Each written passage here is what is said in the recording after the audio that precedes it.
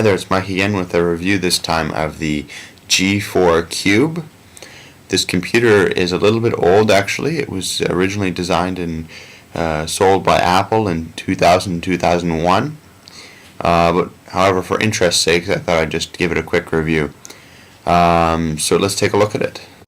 One of the amazing things about this computer is the fact you can just pop out all of the internals just by pushing on this button, releasing, and then simply pulling. The whole internal system comes right out like so.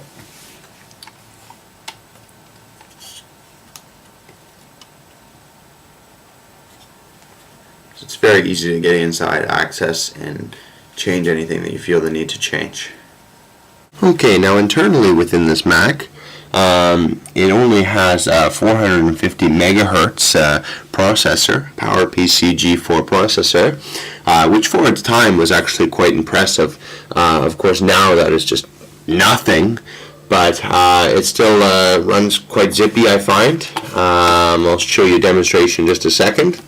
Just going to quickly go up into the system profiler here.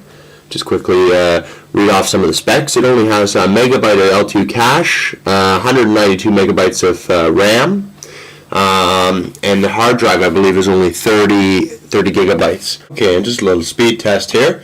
Let's just open up Safari and iTunes at the same time. And we can see that they pretty much just open straight up. Unfortunately, I took my Wi-Fi card out, so I'm not getting the signal there. But they're both open very fast, very slick.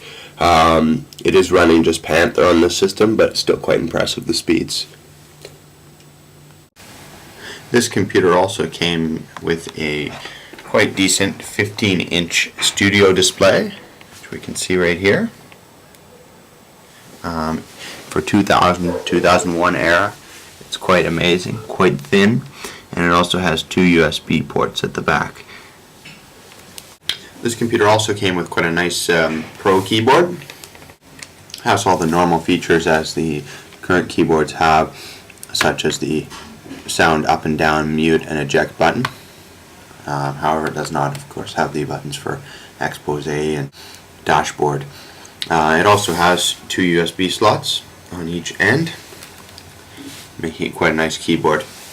In addition, the system came with quite decent speakers, the eyeball speakers, and I found them to be quite alright, although they are not extremely loud. Alright, so my overall impressions of the PowerMac G4 Cube is that it's quite an impressive machine for its era. Since it was 2000-2001, this computer would have been quite impressive back in those days. The studio display itself was the second version of the flat screen monitors that Apple had made, and it was the first time Apple had ever made such a small computer. So it is quite impressive in its looks as well. And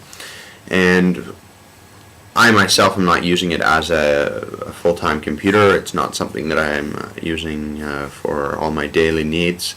It is just something we simply use here in the bedroom for an entertainment center. So we use it to watch movies, or sometimes if I don't want to pull out my MacBook or go into the office with my iMac, I'll just go ahead and connect the keyboard and mouse in here, and we'll go ahead and hang it on the bed and browse the web.